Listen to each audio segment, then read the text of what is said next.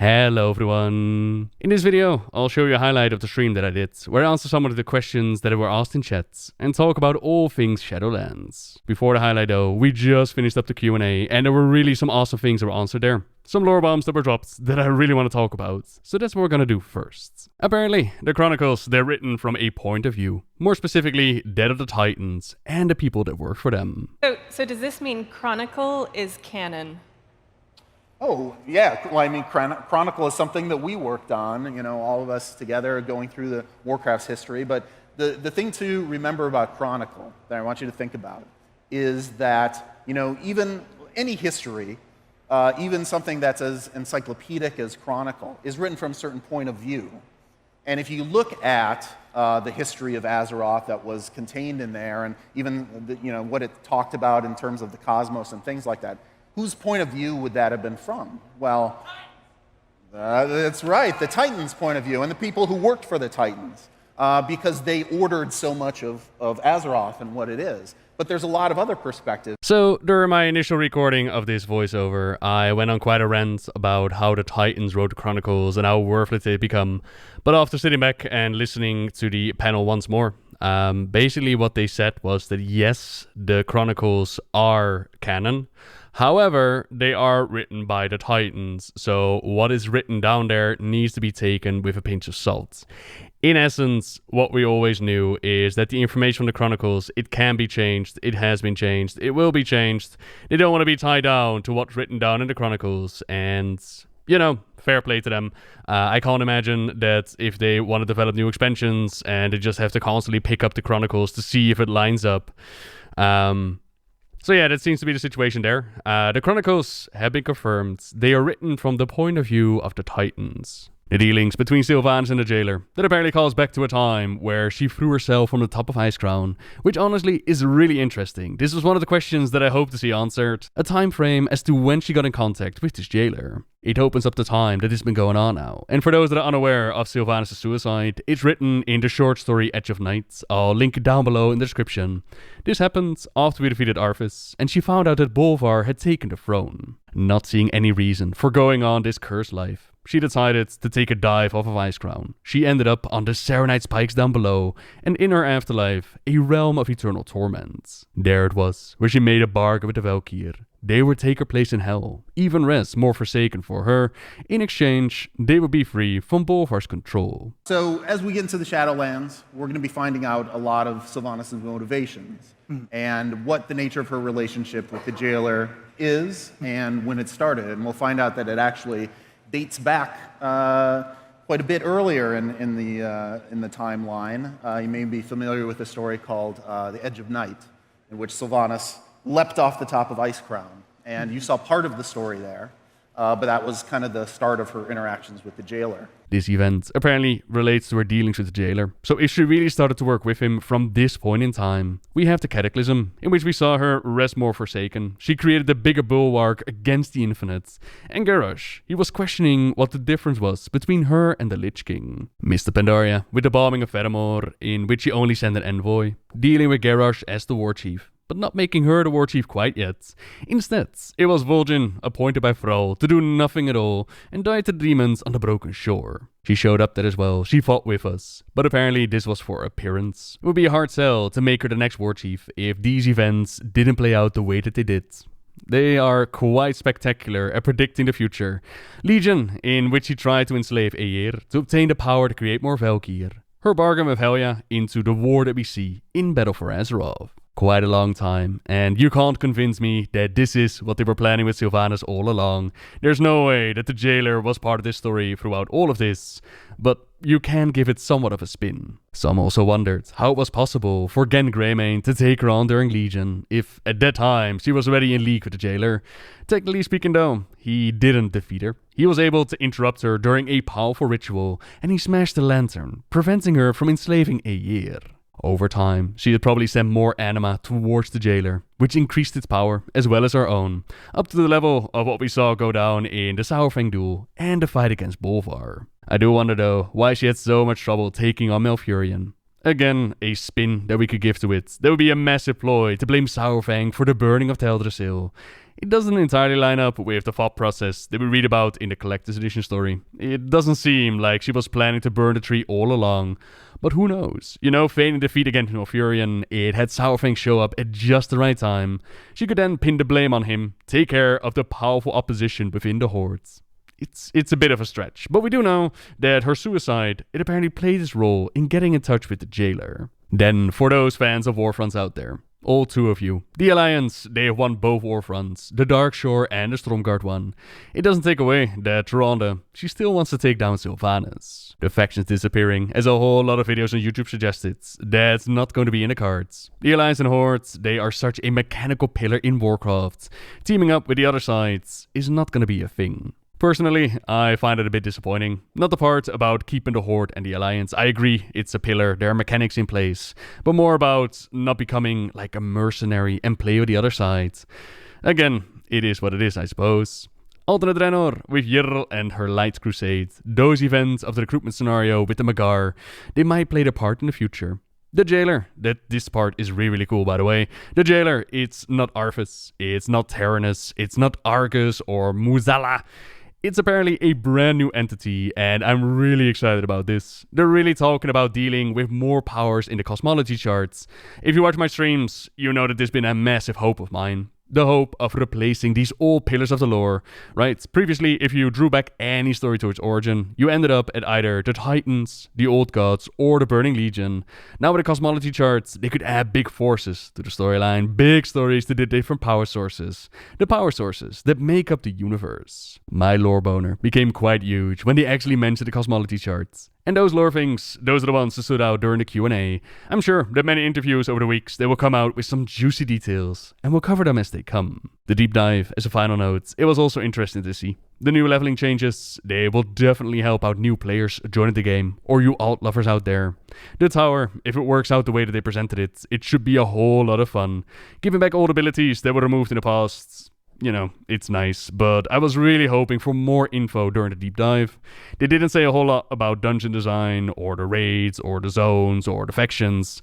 I personally was left with a feeling of, please give me more, tell me more what's going on. But it might also have to do with where they're at in the development cycle. We're still quite a way away from Shadowlands releasing. We still have 8.3 to come out first. The anniversary is also coming up, so, you know, still some time to kill. Still some time to kill until the new stuff comes out. But for now, I'm excited to see what they got going on. I'll leave you to enjoy the stream highlights. And as always, until next time, see ya! What do you think about the new leveling experience and the new starting zones? I like it. I think the leveling changes are much needed. It's not going to be massively impactful for me, considering, well, I could show you my character list, but I'm a long-time player. I got a lot of characters at max level. It's not going to impact me, but it's going to impact new players, and that's important. We need fresh meat. We need new players to come into the game and not feel like they're behind. So for them, it's going to be great changes. And just overall, to have an impactful, meaningful leveling experience again. Yeah, if it works out the way they describe it, I am well down for it. Very well down for it. As well as the Shadowlands themselves, the Maw area. I'm liking what I'm hearing. I'm liking, like, yeah, you'll be afraid in this zone. The longer you spend in here, the more dangerous it becomes for you. Sorry, Sailor. Sorry, I know you still need to level up your characters. Who is the Jailer? Possible final boss? Yep.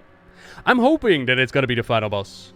Some might prefer it to be like a mystery.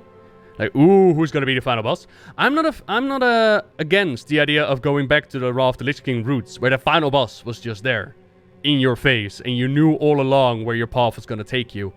I'm quite down with that idea. So, you know, if we are gonna go back into the whole Wrath of the Lich King scenery, bring on the end boss, let me see him. And we know where we're gonna go. This is the Jailer. He could also be one of the first bosses, if he deals with the whole Maw and the tower. Then, you know, we need to take care of the Maw and the tower business at some point, right? Yeah, he's watching you. He notices if you die, if you kill something. Yeah, I'm really curious. Thoughts, that is not an Old God expansion. Considering the ending of 8.3 new levels, not surprising. Oh, hi! So this I don't get. The Helm of the Lich King broke the wall between the living realm and the Shadowy realm. They said the Shadow Realm is older than the items and the helm was made by Kil'jaeden. How are they contacted? Whoopee, thank you very much for the 3 months in a row. The way that I understand it, right, is in the past, the Helm and Frostmourne were all said to be made by, like, the Dreadlords and the Burning Legion. But now they're giving a somewhat of a different source to it, which is this mysterious blacksmith guy living in the Shadowlands. We are also going to party and make Armor of Damnation, and we're going to find out more about the creation of Frostmourne, about the helmet. We're going to find out more about the origin of the armory. Now, I've seen some people make the connection between the helmet being some kind of key. My personal interpretation is that at that location, at Icecrown, which according to Bonsamdi is an anchor between the living world and the next, at that specific location, Sylvanas shattered the helmet, unleashed so much power that she was able to shatter the veil between our reality and the Shadowlands. Could it have been something else? Could she have used, I don't know, massive mana bomb? Maybe. But, you know, she shattered the helmet, she opened it up, and she brought the Shadowlands. The veil between it is being removed. One thing that I do find interesting, which also goes back into the whole origin of the Lich King and whatnot, is the question: Icecrown has been said to be this anchor. Does that mean that Icecrown was always this anchor? Is that the reason why the Lich King was sent there? Or did it become the anchor because the Lich King was sent there? Like, what came first, the chicken or the egg, right? I feel like the Frozen Throne being shattered and creating the gateway with its destruction would have been more symbolic for Sylvanas than the Helm of Domination, which is an icon for us. You mean just shatter the throne rather than the helmets? Huh. Could have worked. I don't mind the helmets. I don't mind it. Especially because the way that they put up the cinematic, right? They throw you for a little bit of a loop. As in, she walks into Icecrown and she calls him the Usurper and she pulls off the helmet. And the way that she puts it in front of her face before ripping it almost makes it look like she's about to go mask on us and transform into the Lich King. And then, plot twist, she does not become the Lich Queen. She actually destroys it. I liked the debate. I loved it. I did find it interesting that she actually called him the Usurper. Because, and maybe you can fill in a Dutch boy about this one, but usurper means that it's not the rightful ruler sitting on the throne, right? And she calls Bolvar the usurper, so who in turn would be the rightful ruler? It sure as hell ain't Sylvanas. So does that mean that the jailer that she allied with, is he the rightful ruler? And if that's the case, why would she want him on the throne? Huh. Which is another good question, like why would somebody like Sylvanas team up with the jailer to begin with? Like, it's understandable that if the Maw was this realm of eternal torment where she ended up in, it's understandable that she wanted to get out of there. I wonder if that's their idea, that they're building up the short story where she made the bargain with the Valkyr. However, if she made the bargain with the jailer back at the end of Wrath of the Lich King, then why only mention that the victims of the Fourth War and Teldrassil end up in the Maw? Implying that it's more close to the Battle for Azeroth / Legion. Well, some of these dungeon confirmed. Are you looking forward to it? I would have loved to hear more about it in the deep dive. I both hate them and love it, and love them for calling it the other side. You know, Bonsamdi, Baron Samedi, friends on the other side. Yeah.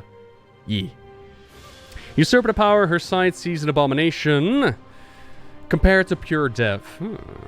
Alright. Oh god, there's a lot of questions. Hi everybody. Do you think that the Maw is where Arthas is in? Also, when do you think the Maw was sucking souls? Well, that's what we just pointed out, Vizadin. If we take the short story at face value, and I always love the idea of just the old gods fucking around with Sylvanas and being that vision of hell being fake, but it doesn't seem to be that way, right? So, she saw Arthas there. Meaning that apparently he's irredeemable. Which could also flow in line with... Which was really weird. They were like, nah, the jailer's not Arthas. Arthas is dead. Also, this is the Shadowlands. Everybody who ever died will show up here. Like, what? Excuse you, there's something that does not comply here. And when do you think the Maw was sucking souls? I would love to know. That would be my question for the Q&A. Can we get a time frame as to when she entered this deal with the jailer? I would love to know as much as you guys do. Do you think that we might see a possible return of Kel'Thuzad, currently in the current state of the Scourge being leaderless? If he does come back, is he going to usurp control, actually try and help Bolvar? I would love to see the return of the Kel'Thuzad. A lot of people would like to see the return of Kel'Thuzad. I kind of wonder, though, if they have the plan in mind to bring Kel'Thuzad back at the start. Wouldn't you mention that at BlizzCon? Wouldn't that get people, like, a little bit creaming in their pants? No, maybe? Just a little bit? But I would love to see it. And who will he allied with? In the past, Kel'Thuzad was all about, oh, Arthas, my Lich King. Oh. Oh, no. I disconnected. There we go. In the past, it was all about, oh, let me serve you and stuff like that. But it was only after he became the Lich, after he became the servant of the Lich King. The moment that he showed up at Icecrown, the moment he was actually supposed to enter this pact with the Lich King, he tried to get out of it. If you look up the Naxxramas cutscene, you can actually see the story of Kel'Thuzad. Like way back in Classic, that cutscene, that's Kel'Thuzad trying to run away from Naxxramas from Icecrown. When it finally came to it, he was not down with joining the Lich King, but he was at that point too far gone. Far too late. There was no other choice but to serve. I think this has been Sylvanas' long-term goal. She's been working towards this since her death in Icecrown. Perhaps after the Lich King was drawing a lot more power from the Shadowlands, whereas Bolvar the Lich King just tries to contain it, allowing the Jailer much more power to work with. I love that idea, but it then also implies, like, how did the arrival of the Lich King actually upset the balance within the Shadowlands? Did the Lich King upset the balance in the Shadowlands? When we get these new powers over death that rule their section of the corner. Like Helya, for example. Helya wasn't added until the whole Odin's betrayal. So how did the Shadowlands respond to that? Was the Arbiter, was she like, oh cool, now we got a place for Vrykul people. They can go to Helheim, right? How exactly do you apply to join the realms of the Shadowlands? I wonder. Why did Bonsumdi disappear all of a sudden? He is connected to Telungi. And why did he disappear? Because the faction war was bullshit. The choices we made, the sacrifices, they were bullshit. The choices you made, by the way, as Sylvanas loyalists, are not going to play out in the next expansion. Called it, but still, my god, disappointing. How does Kali and the Light Force Undead fit into all of this? Hey, there you go. How does Kalia fit into all of this? Is it just going to be new ruler of the Forsaken? Does her connection as this new Light Force Undead have some gaze, some insight into the Shadowlands that's going to be useful? We're gonna find out. If all the souls are gonna go directly to the Maw, does this mean that Vol'jin's plot is even more important than imagined? Touched by Valor, brought back. He was supposed to end up in the Maw, but someone out there was like, no, no, no, no, no. We need you. And who is it? Is it the Arbiter? Is there some other force? Is it a Loon? Who exactly is messing about with it? Good answer on the Kel'Thuzad question. Do you think we're going to see Helya and Odin possibly? Given how Helya is connected to both Sylvanas and Death, and Odin has all these connections to Valkyr. I have to wonder if at the very least we'll see some competition between them over the Kyrians. As well as the way that Odin lost his eye was by piercing into the Shadowlands and learning the secrets on how to make the Valkyr. Are we going to find out more details about that? Which then correlates into the origin story of Helya.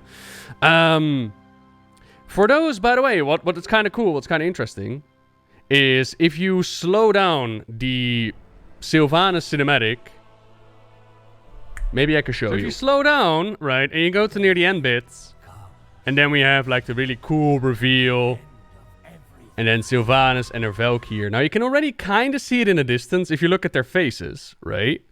If you look at their faces, but then one of them flies in for the close-up.